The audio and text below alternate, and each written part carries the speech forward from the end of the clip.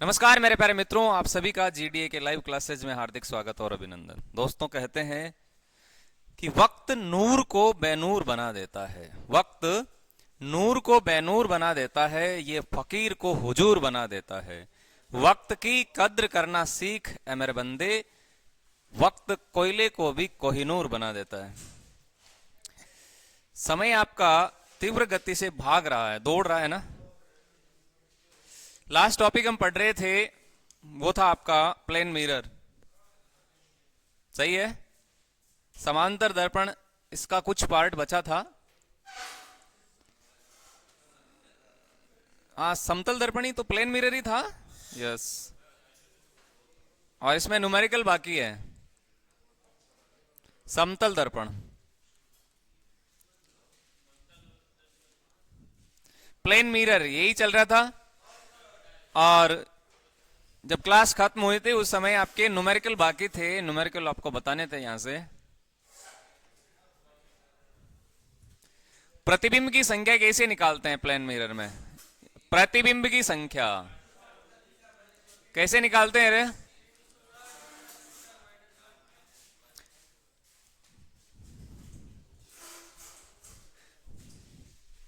ये अभी रीट का एग्जाम कल जो लगा है उसमें भी यहां से क्वेश्चन आया था। साइंस का जो पेपर हुआ उसमें भी क्वेश्चन मैंने देखा। यहां से भी एक सवाल पूछा गया था। सवाल पूछा गया था, समांतर दर्पण के सामने कोई वस्तु 6 सेंटीमीटर की दूरी पे है, तो उसमें प्रतिबिंब कितने दूरी पे बनेगा? यह सवाल प्रश्न पूछा गया था इस रूप से। क्या आपको पता है प्रतिबिंब की संख्या कैसे निकालेंगे भैया? 360 बटे थीटा और -1, ये इसका फॉर्मूला होता है। बस सिंपल सी बात है। आ जाओ आ जाओ। प्रतिबिंब की संख्या निकालने के लिए इसका प्रयोग करना है आपको। 360 बटे थीटा -1। और यदि ये संख्या पूर्णांक में नहीं है, समझे? ध्यान में रखिएगा, मैं नोट डालता हूं इधर। क्या चीज? यदि संख्या पूर्णांक में नहीं है, यदि संख्या पूर्णांक में नहीं है, पूर्णांक में नहीं है, नहीं है, तो क्या करोगे? तो आगे वाली संख्या को माना जाता है। आगे वाली संख्या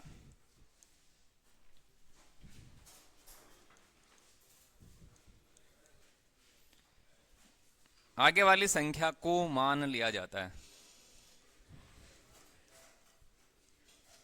लो भैया, इसका सीधा सा अर्थ क्या होगा अभी वो एक सवाल देखेंगे तब पता चलेगा। यहां से एक सवाल आपके सामने रखता हूं मैं। दो समांतर दर्पण के बीच, दो समतल दर्पण के बीच में 90 डिग्री का कोण है। ठीक है, क्वेश्चन है आपके सामने, आप आंसर निकालना। दो समतल दर्पण के बीच,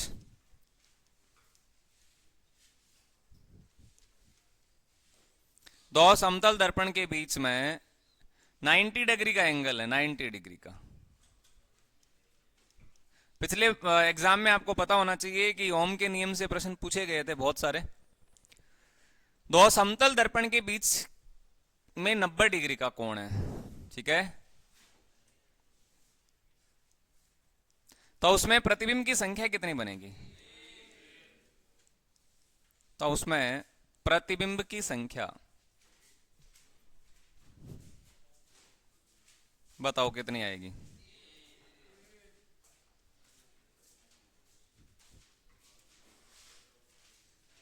दो प्लेन मिरर में आपको 90 डिग्री का एंगल दे रखा है, तो आपको बताना है कि उसमें संख्या, प्रतिबिंब की संख्या कितनी बनने वाली है। ये लो,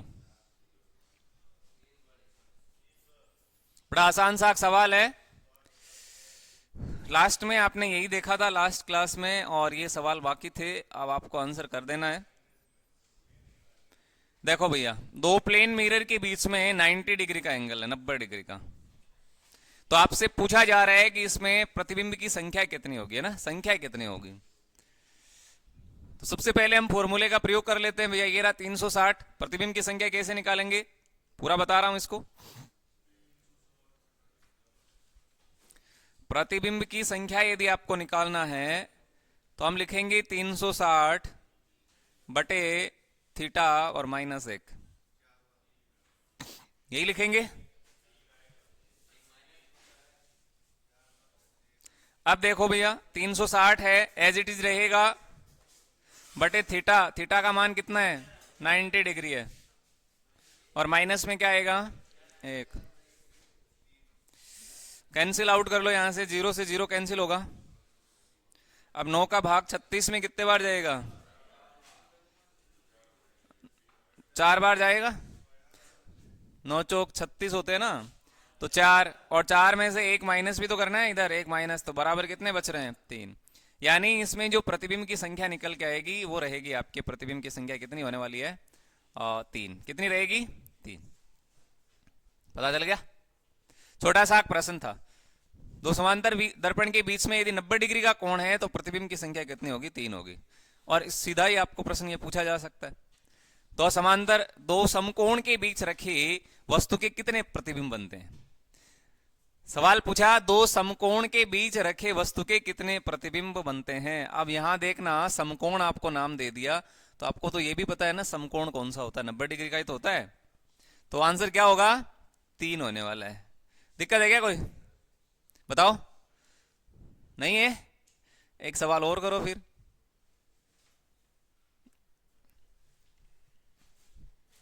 एक सवाल और निकालो, ये रहा प्रश्न।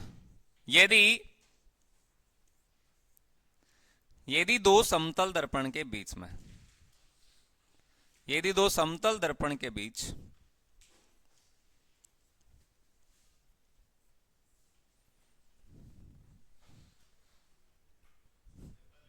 पैंतालीस डिग्री है, ये लो भैया 45 डिग्री है, 45 डिग्री का कोण है, लो, तो प्रतिबिंब की संख्या क्या होगी, तो प्रतिबिंब की संख्या क्या होगी, बोलो। इसका आंसर क्या आने वाला है, ये इस क्वेश्चन का आंसर निकालो। दो समांतर दर्पण के बीच, दो समतल दर्पण के बीच में यदि 45 डिग्री का एंगल है, 45 डिग्री का कोण है, याद रखना कितने डिग्री का है 45, ये रहा। तो आपसे पूछा गया है प्रतिबिंब की संख्या, क्या आंसर होना है इसका। ये तो मुंह जबानी आपको आना चाहिए बस, 360 बटे थीटे -1। यदि पूर्णांक नहीं है तो आगे वाला अंक ले लो, सीधी सी बात है। चलो कैसे निकालेंगे, 360, 360 बटे में क्या आएगा 45 और माइनस में 1, वो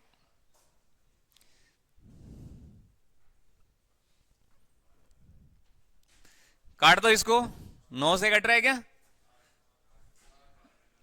9 पंजे 45 और 9 चौक 36, मुझे पता है ना, 9 चौक 36, ये बन गए आपके 40 बटे 5। तो यहां से ये 8 बार कट रहा है, और 8 में से यदि 1 माइनस करेंगे तो इसका मतलब 7। यहां से प्रतिबिंब की संख्या आपके 7 निकल के आने वाली है। इट्स ओके, क्लियर हो गया। यदि समांतर समतल दर्पण के बीच में 0 डिग्री का कोण है तो प्रतिबिंब की संख्या कितनी होगी।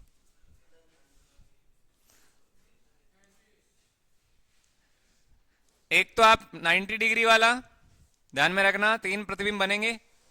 समकोण है, यदि समकोण है तो आपके 3 प्रतिबिंब बनेंगे। और ये भी ध्यान में रखना, यदि दो समांतर दर्पण के बीच में, दो समांतर दर्पण के बीच, समांतर दर्पण के बीच क्या लिखा है, दो समांतर दर्पण के बीच में यदि 0 डिग्री का कोण है, 0 डिग्री का कोण है, तो वस्तु के, आप ध्यान में रखना, वस्तु के अनंत प्रतिबिंब बनते हैं। अनंत प्रतिबिंब बनते हैं, ये लो। समकोण है तो 3 प्रतिबिंब बनेंगे, और यदि 0 डिग्री है तो अनंत बनेंगे, इन्फिनिटिव होगा इसका आंसर। अब आप 0 का भाग लगाओगे 360 में तो चेक कर लेना। इन्फिनिटी होगा, ये अनंत बनेंगे, है ना।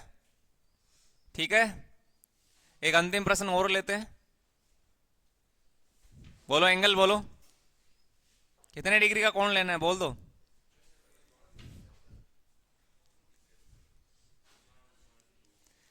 यदि दो समांतर दर्पण के मध्य, यदि दो समांतर दर्पण के बीच 35 डिग्री का कोण है, कितने, 35 डिग्री का कोण है,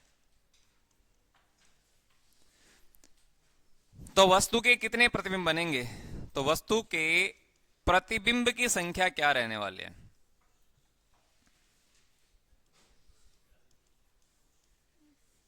लो इसका आंसर निकालो, फिर नया देखते हैं आगे। फटाफट कर दो इसका आंसर। दो समांतर दर्पण के बीच में 35 डिग्री का एंगल है आपके इस बार, तो उसमें प्रतिबिंब की संख्या क्या निकल के आएगी।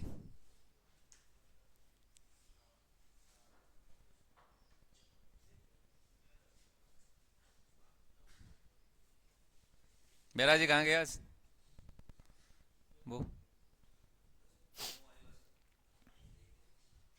क्या करौली का आंसर आया, करौली का आंसर बोला, करौली कितना बोल रहे हैं। दो प्लेन मिरर में, दो आपके समांतर दर्पण के बीच में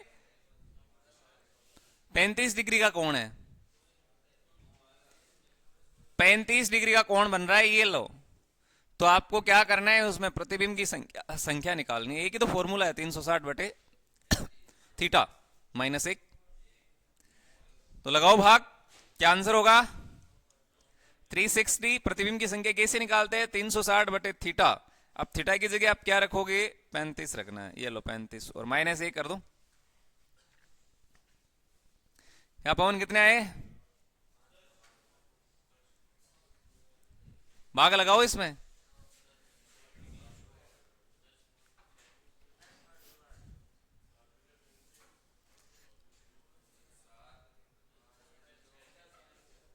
तीन सौ साठ में 35 का भाग लगाओ, कितना आएगा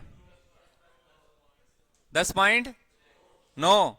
यार है, भाग लगा के बताना है। ये लो भैया, 360 में 35 का भाग लगा लो, सीधा ही। कट नहीं रही है तो भाग लगा लो।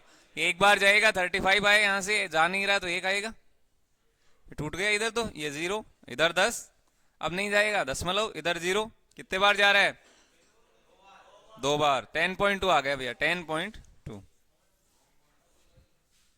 पहली बात तो यहां से ये निकल के आएगा आपके 10.2, माइनस भी ये करना है तो ये 9.2। अब ध्यान में रखिएगा, फिर संख्या आगे वाली माननी है। 9.2 का मतलब क्या हो गया 10, प्रतिबिंब की संख्या क्या हो गई 10। नहीं समझ में आया, यहां से सीधा ही कर लो आप। ये 10.2 थे, एक घटा दो, 9.2 होगा, 9.2 का मतलब 10 हो गया। ये लिखा था ना अभी, अरे यहां लिखा था अभी मैंने, हैं नहीं इधर ही है, अभी देखो मैंने लिखा है, ये रो। यदि संख्या पूर्णांक में नहीं है तो आगे वाली संख्या को मान लिया जाता है। अब पूर्णांक में तो है नहीं, ये दशमलव में थी, ठीक है, कोई दिक्कत है क्या, नहीं है। ये लो भैया, 360 बटे 35 -1, तो आप 10.2 आएगा। अब 10.2 में से 1 माइनस करोगे तो 9.2 बचेगा। अब ये पूर्णांक में नहीं है तो 10 मानना पड़ेगा आपको, या फिर यहां से सीधा करो आप, 10.2 -1 होगा तो 9.2, इसका मतलब भी 10 होगा। चलो नेक्स्ट, खत्म। आप क्वेश्चनों की प्रैक्टिस कर लेना।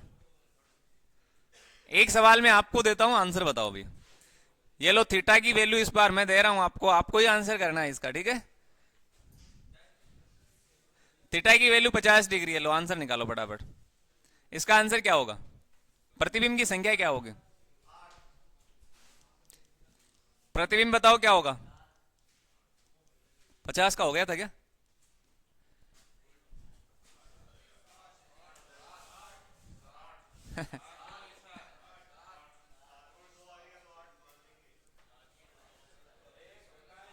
सबका अलग अलग आंसर आ रहा है। अरे भैया 360/50, जीरो से जीरो कैंसिल करो तो ये बना आपकी 7.2। ये 7.2 -1 करना पड़ेगा तो ये 6.2, और इसका मतलब भी क्या होता है?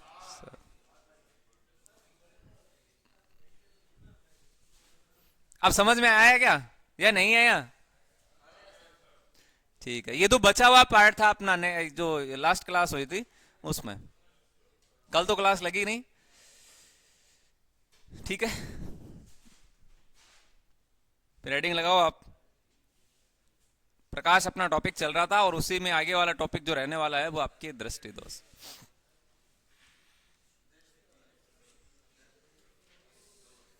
ये बहुत इंपॉर्टेंट है, ये टॉपिक बहुत इंपॉर्टेंट रहेगा। यहां से कहीं ना कहीं आपके सामने प्रश्न बन ही जाता है और वो भी गलत हो जाता है। प्रश्न बनता है और वो भी गलत हो जाता है। यदि मैं आपसे सवाल पूछता हूं, मनुष्य का नेत्र का जो सामान्य निकट बिंदु है वो कितना होता है? मनुष्य के नेत्र का सामान्य निकट बिंदु कितना होता है? 25 25 सेंटीमीटर। और यदि आपसे पूछा जाए दूर बिंदु कितना होता है फिर? तो पहले तो ये दो बातें याद करो आप, फिर देखते हैं। दो बातें याद करो। एक तो ध्यान में ये रखना है कि मानव नेत्र जो होता है, मानव नेत्र का निकट बिंदु, ध्यान में रखिएगा भैया, निकट बिंदु, मानव नेत्र का निकट बिंदु यदि आपसे पूछा जाए तो वो 25 सेंटीमीटर होता है। ठीक है, 25 सेंटीमीटर होता है निकट बिंदु।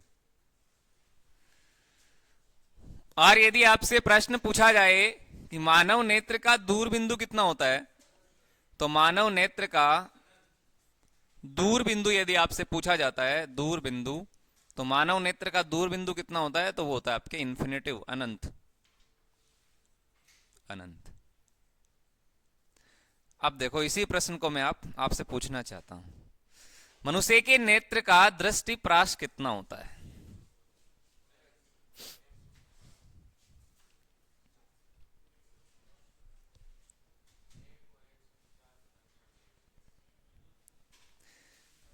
मानव नेत्र का दृष्टि प्राश कितना होता है? क्या लिखोगे? आंसर आया नहीं है। मानव नेत्र का दृष्टि प्राश, ये गौरव बताओ। ओ, ये कौन था रे? आंसर आया पीछे से, आपने बताया ही नहीं। लो अब बता देते हैं भैया। मानव नेत्र का यदि दृष्टि प्राश पूछा जाए तो यही तो है, 25 सेंटीमीटर से अनंत के बीच में। अब तो ठीक है। अरे दृष्टि प्राश यदि आपसे पूछा जाता है ना, मानव नेत्र का दृष्टि प्राश यदि आपसे पूछा जाए तो ध्यान में रखिएगा ये 25 सेंटीमीटर से अनंत के बीच में होता है, बस। और क्या है? यही तो होगा। ये छोटी छोटी बातें हैं जो एग्जाम में बनती है। मानव नेत्र का दृष्टि प्राश कितना रहेगा? 25 सेंटीमीटर से अनंत तक। ये हो गया निकट बिंदु, ये हो गया दूर बिंदु। क्लियर है ना बातें? देखो 3 लाइन है और 3 प्रश्न बन गए इंपॉर्टेंट। एक नेत्र का यदि आपसे सवाल किया जाए कि एक नेत्र का दृष्टि प्राश कितना है, बोलो रे, एक नेत्र का दृष्टि प्राश कितना होता है? एक नेत्र का दृष्टि प्राश कौन बताना चाहेगा?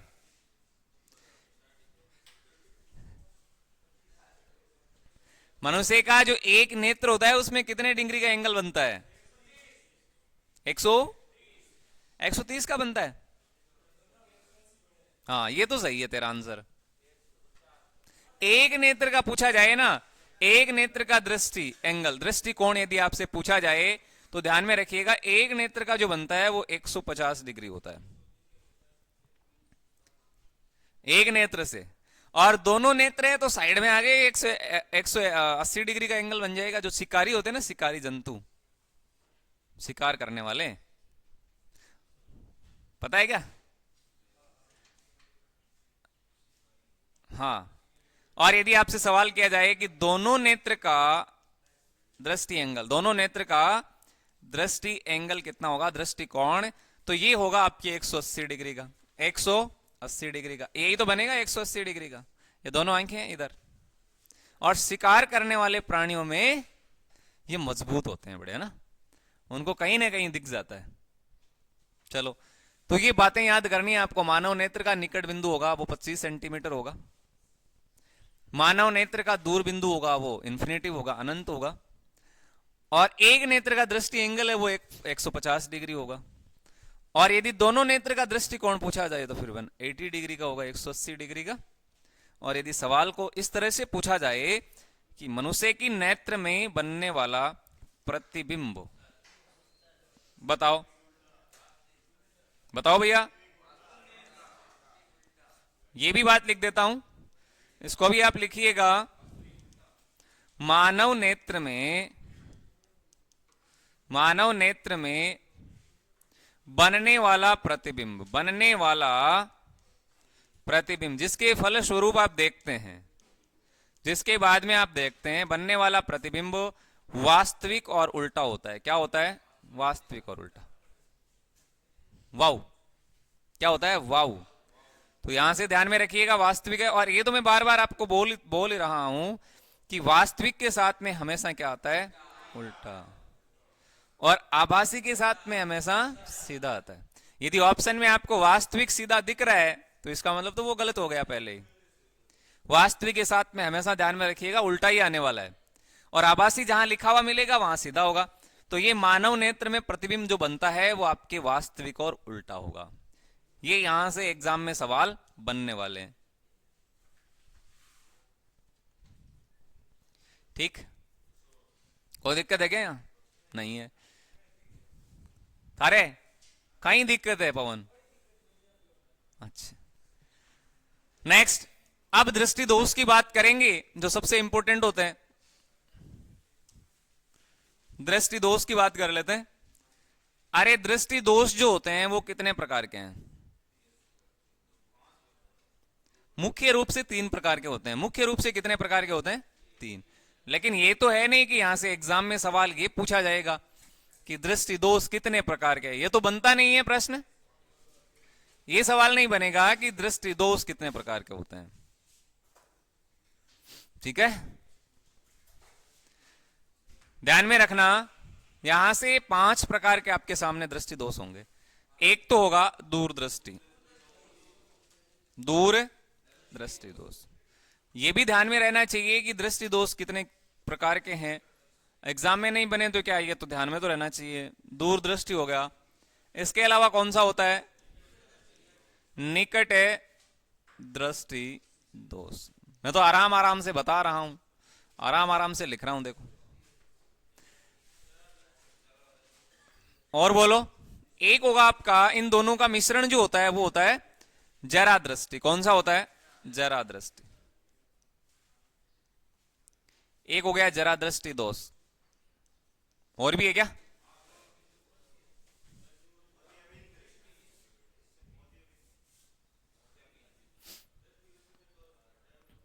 यस, एक होगा एस्टिग्मेनिज्म, तो वो होगा आपका दृष्टि वैषम्य दोष, है ना। एक होगा दृष्टि वैषम्य, इनको याद कर लेना, रट लेना इनको। ये लो भैया, एक और लिखता हूं इधर, वो होगा आपके दृष्टि वैषम्य, दृष्टि वैषम्य दोष। अभी इनकी एक एक की चर्चा भी करेंगे, दृष्टि वैषम्य दोष। और एक और निकल के आएगा आपके सामने, वो क्या होगा? वो होता है आपके मोतियाबिंद। क्या होता है? मोतियाबिंद। ये तो नाम सुना है ना? हाँ, ये तो आपने देखा होगा घर में दादाजी काला चश्मा लगाते हैं ना, ऑपरेशन जब होता है काला चश्मा नहीं लगाते क्या? तो एक हो गया आपके मोतियाबिंद। ये लो मोतियाबिंद, मोतियाबिंद, मोतियाबिंद। ये 5 प्रकार के दृष्टि दोष आपको हमेशा माइंड में रखने होंगे। यहां से सवाल एग्जाम में बनता है, एग्जाम में सवाल बनता है। पिछली बार आपकी इलेक्ट्रिक करंट वाले टॉपिक से सवाल पूछे गए थे, विद्युत धारा वाले में से मैंने आपको बताया ओम के नियम पर आधारित क्वेश्चन बने थे पिछली बार। अभी इसके बाद में उसका ही नंबर है, प्रकाश के बाद में हम वही टॉपिक लेने वाले हैं, विद्युत धारा। तो चलो इसकी चर्चा कर लेते हैं क्या। पहला, दूरदृष्टि दोष। नंबर 1 डालो आप, लिखो दूरदृष्टि दोष, ये क्या होता है। वैसे तो आपको मालूम है, आधों को मालूम है, आधों को पता नहीं है। दूरदृष्टि दोष, पहले तो ध्यान में ये रखना है कि इसको और किस नाम से जानते हैं। क्या कहते हैं इसको? इसको बोलते हैं दीर्घ दृष्टि दोष। क्या कहते हैं? दीर्घ दृष्टि दोष। ये लो, इसका एक और नाम है दीर्घ दृष्टि दोष।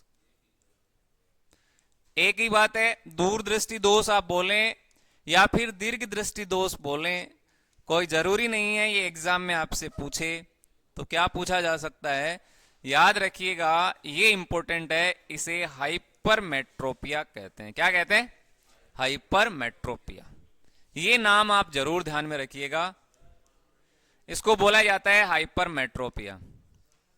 आपने कल वाले टेस्ट में भी देखा होगा, नहीं आया था क्या?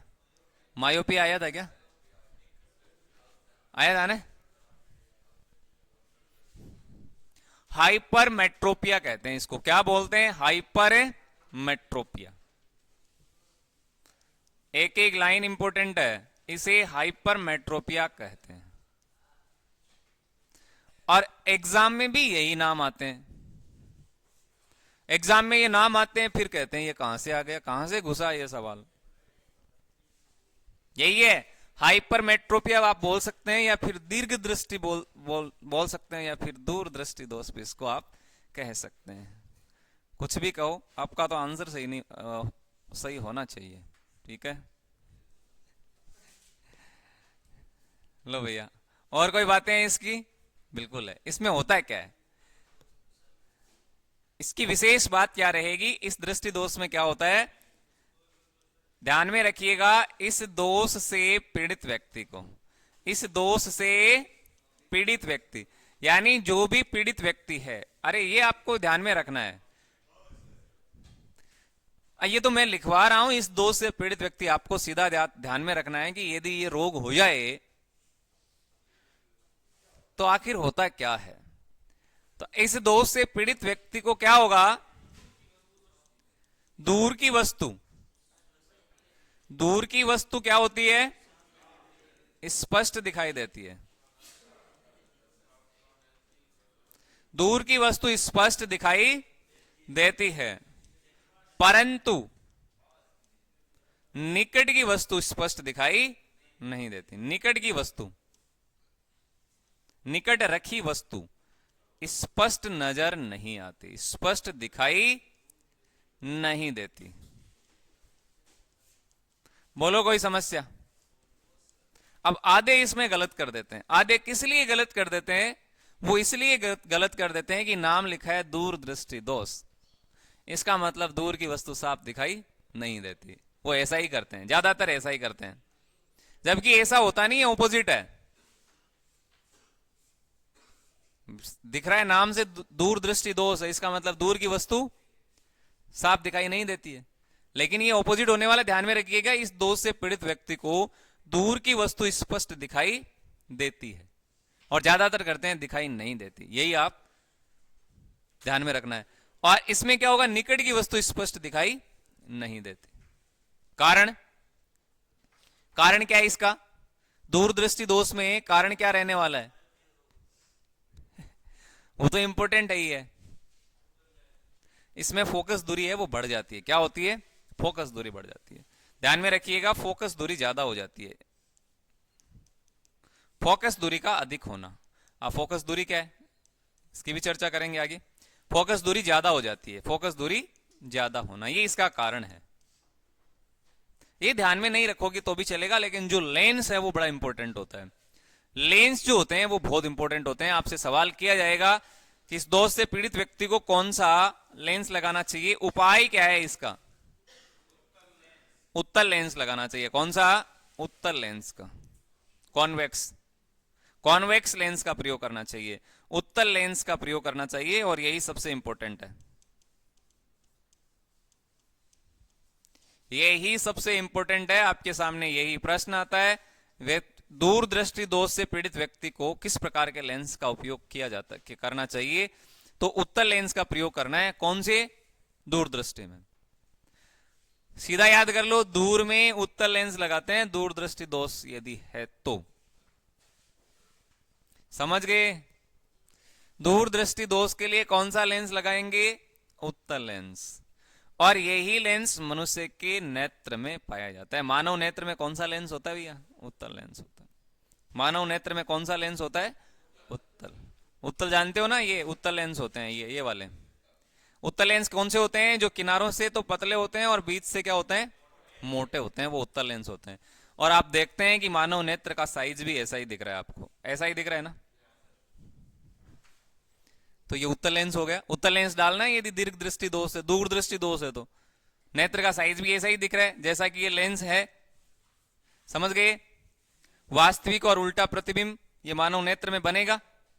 कोई दिक्कत? यहां तक कोई प्रॉब्लम है क्या? नहीं है। दूरदृष्टि दोष। आगे देखो, नेक्स्ट नंबर 2। नंबर 2 की चर्चा करें तो वो होगा आपका निकट दृष्टि दोष। निकट दृष्टि दोष। और इसका मतलब क्या है? इसका मतलब क्या होगा? इसे मायोपिया कहते हैं, जो कि सबसे इंपॉर्टेंट है। आंख में यदि कोई प्रश्न बनता है तो ये सबसे इंपॉर्टेंट होगा, क्योंकि ये कई बार एग्जाम में देखने को मिला इससे पहले भी। Myopia, myopia. अच्छा, हाइपरमेट्रोपिया किसको बोलेंगे? दूरदृष्टि को। और मायोपिया किसको बोलेंगे? निकट। तो मैं लिख देता हूं, इसे मायोपिया कहते हैं। ये लो, इसे क्या कहते हैं? मायोपिया। मायोपिया कहा जाता है। क्या कहते हैं इसको? मायोपिया कहते हैं। ये लो, इंपॉर्टेंट बात है ये। मायोपिया माइंड में आया? मायोपिया, निकट। ठीक है। मायोपिया किसको बोलेंगे? निकट दृष्टि। अच्छा, इसमें क्या होता है रे? जस्ट इसका ऑपोजिट है। एक तो निकट की वस्तु हो गई, निकट की वस्तु, और एक हो गई आपके दूर की वस्तु। बोलो, ये दो वस्तुएं हैं। जैसे करौली पीछे बैठा है, ये दूर है। ये देखो इधर गौरव नजदीक बैठा है।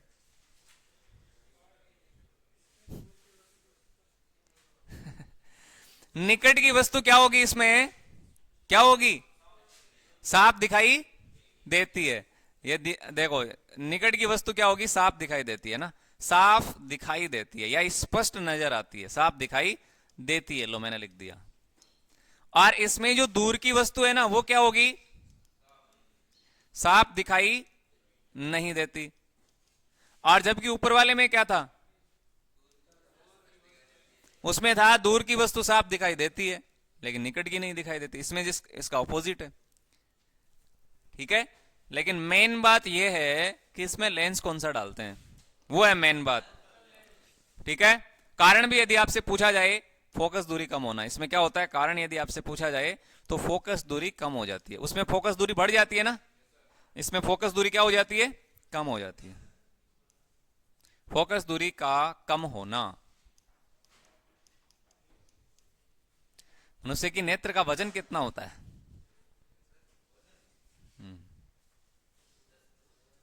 कितना होता है मानव नेत्र का वजन? नेत्र लिए लिए घूम रहे हो, पता नहीं है वजन कितना है।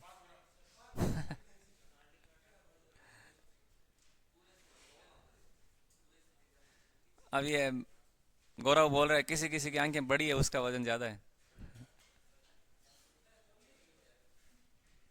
मानव नेत्र का वजन लगभग 6 ग्राम होता है। कितना होता है? 6 ग्राम।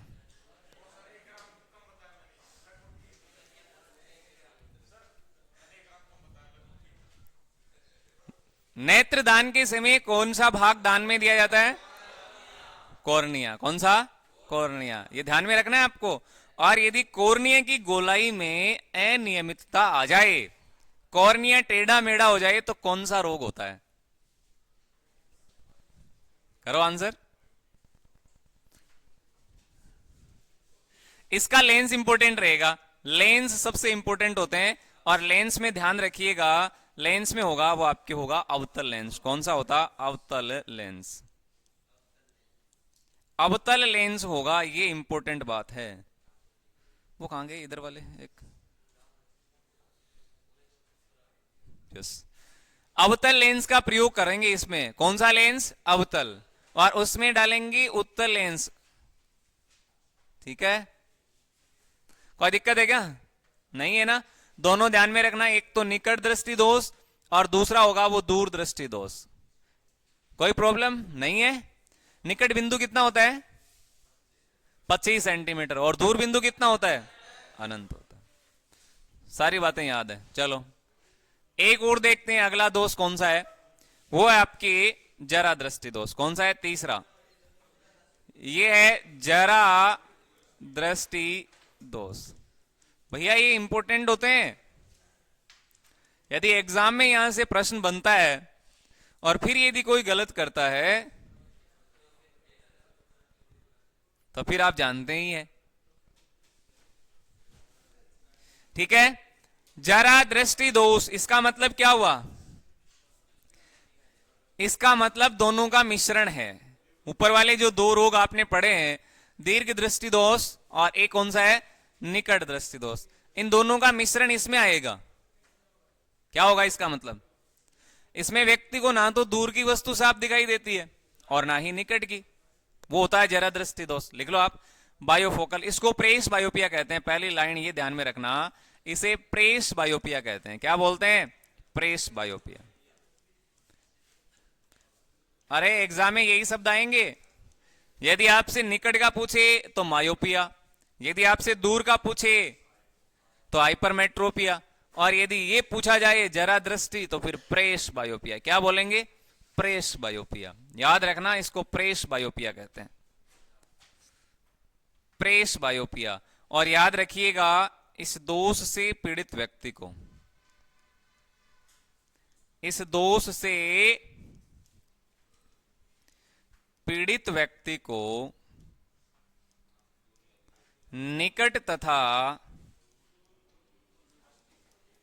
दूर की वस्तुएं, आंधो, क्या बोला? आंधो।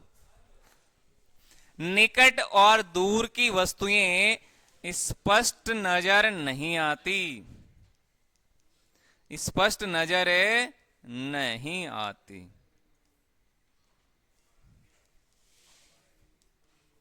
ये होगा।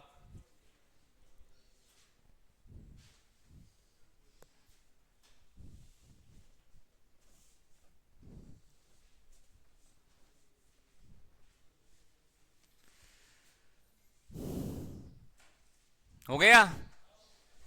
क्या होगा? इस दोष से पीड़ित व्यक्ति को निकट और दूर दोनों की वस्तुएं साफ नजर नहीं आती। ऐसे भी व्यक्ति होते हैं जिनको दूर की वस्तु दिखाई नहीं देती और निकट की भी नहीं दिखाई देती। जैसे देखो वो पीछे सान्या बैठे, आगे नहीं बैठते। एक दो और है, देखो करौली पीछे ही चला गया। ठीक है, अब कईयों को पीछे से साफ दिख रहा है, लेकिन कई ऐसे हैं जिनको यहां नजदीक बैठे थे वो साफ दिखाई नहीं दे रहा था। कई ऐसे भी तो है, देखो बीच में बैठे थे वो आगे पीछे हो गए। तो ये तीन टाइप के दोष हो गए। इसे क्या बोलते हैं? प्रेस बायोपिया। निकट और दूर दोनों की वस्तु साफ नजर नहीं आएगी। और ऐसे व्यक्ति को क्या करना है? ऐसे व्यक्ति को उपाय क्या करेंगे? उपाय ध्यान में रखिएगा। उपाय होगा द्विफोक्सी लेंस लगाएंगे।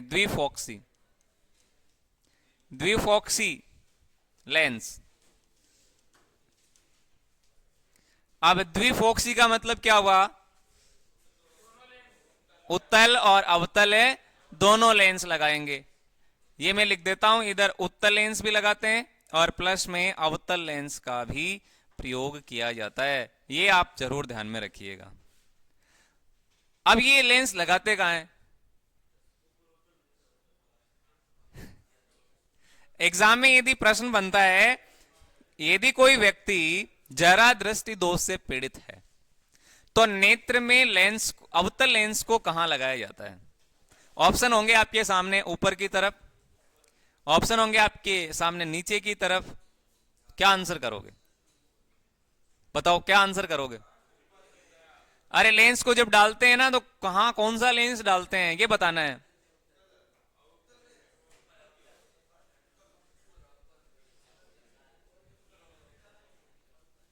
बताओ अवतल को कहां डालते हैं? यहां तो ये ध्यान में रखना, नीचे उतर, नीचे उतर।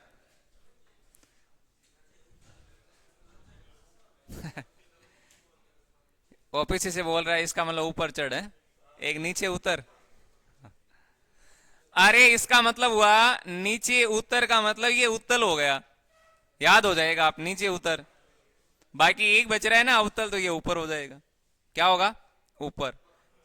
ये लो, एक तो हो गया नीचे, नीचे की तरफ, आंख में नीचे की तरफ जो लेंस लगाते हैं वो उत्तल होता है, और ऊपर की तो तरफ जो लेंस लगाते हैं वो अवतल होता है। अब ये दोनों लेंस आपस में मिला के इनको लगाया जाता है, तो इसको बोलते हैं द्विफोक्सी लेंस। पता चल गया? कोई समस्या नहीं। एक होगा मोतियाबिंद, मोतियाबिंद। नेक्स्ट एक और लिखो, मोतियाबिंद। क्या है? मोतियाबिंद, ये सब जानते हैं।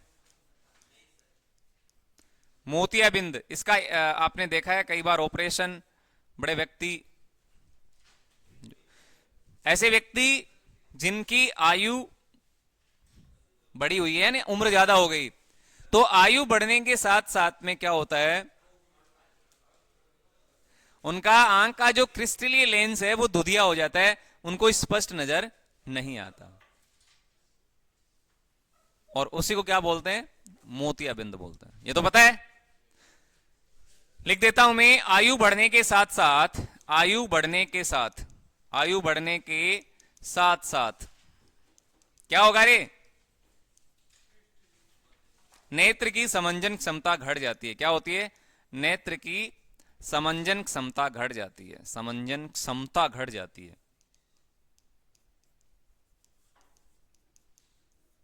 यानी आंख का जो लेंस है, क्रिस्टलीय लेंस, वो धुंधिया हो जाता है और व्यक्ति को दिखाई देना बंद हो जाता है। दिखता है लेकिन स्पष्ट नजर नहीं आता। ठीक है? आयु बढ़ने के साथ साथ में ऐसा होता है, जैसे जैसे उम्र बढ़ती जाती है वैसे वैसे व्यक्ति का जो क्रिस्टलीय लेंस है वो आपके धुंधिया हो जाता है उम्र बढ़ने के साथ।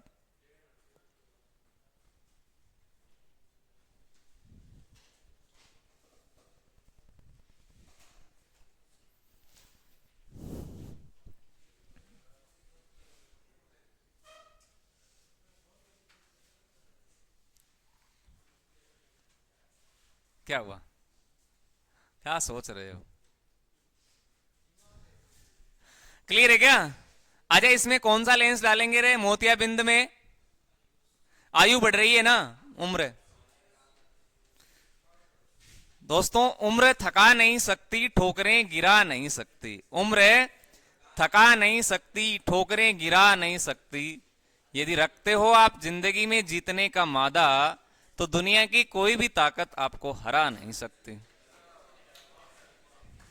तो आयु बढ़ने के साथ साथ नेत्र की समंजन क्षमता घट जाती है, और मोतियाबिंद है उसका व्यक्ति शिकार हो गया। शायद उनको पता चल गया पहले, है ना मैं क्या कहने वाला हूं। अच्छा, इसमें लेंस कौन सा डालते हैं ये इंपॉर्टेंट है। उपाय क्या है इसका? लेंस कौन सा होगा? कौन से लेंस का प्रयोग किया जाता है ऐसे व्यक्तियों में? कौन सा लेंस? कौन सा? आईओसी। कौन सा? आईओसी। कौन सा लगाएंगे? आईओसी। Intra ocular lens. क्या है ये? इंट्रा ओक्यूलर लेंस है ये, इंट्रा ओक्यूलर लेंस, इसका प्रयोग करते हैं। आईओसी लेंस लगाते हैं। या फिर इसके अलावा इसका और उपाय होता है, वो शल्य चिकित्सा होती है। क्या होती है? शल्य चिकित्सा। शल्य चिकित्सा जानते हो क्या? ऑपरेशन, काला चश्मा, वही है शल्य चिकित्सा, ऑपरेशन है। आईओसी लेंस लगाते हैं, इंट्राओक्यूलर लेंस। तो आपसे पूछा जा सकता है मोतियाबिंद में कौन सी लेंस का प्रयोग किया जाता है, तो कोई उत्तल अवतल करके आएगा। उत्तल लगाते हैं दूरदृष्टि में, अवतल कब लगाते हैं, निकट में। और बायोफोकल लेंस इसका मतलब जो है आपके द्विफोक्सी लेंस, वो आपके जरा दृष्टि दोष में लगाते हैं। और मोतियाबिंद में आईओसी लेंस लगाते हैं। और एक अंतिम रोग बचा हुआ है जिसको बता देते हैं आपको, एक लास्ट बच गया, दृष्टि वैषम्य दोष। दृष्टि वैषम्य दोष कौन सा, दृष्टि वैषम्य दोष। ये इंपोर्टेंट रोग थे आंख से संबंधित जो आपको ध्यान में रखने चाहिए, एग्जाम में यहां से प्रश्न बनेगा भैया। दृष्टि वैषम्य दोष ये क्या होता है, कॉर्निया की गोलाई में अनियमितता आ जाना, समझ गए। कॉर्निया की गोलाई में क्या आ जाती है, अनियमितता। कॉर्निया की गोलाई, कॉर्निया की गोलाई में अनियमितता आ जाती है।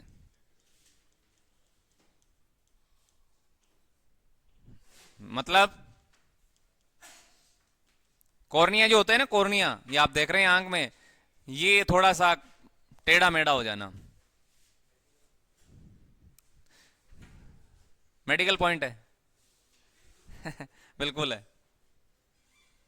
कॉर्निया की गोलाई में अनियमितता आ जाना, ये आपका जो रहेगा वो दृष्टि वैषम्य दोष है।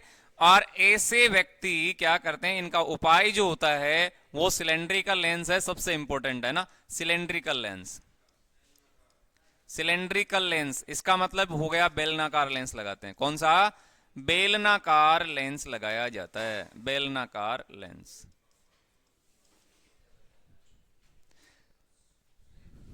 ठीक है।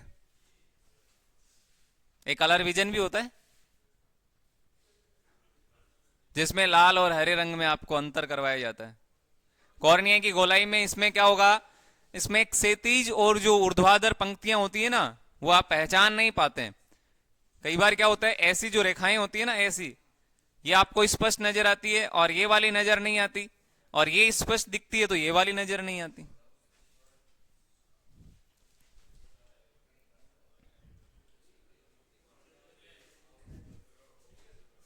तो ये थी आज की हमारी क्लास, मिलते हैं आगे, तब तक के लिए जय हिंद, जय भारत, वंदे मातरम।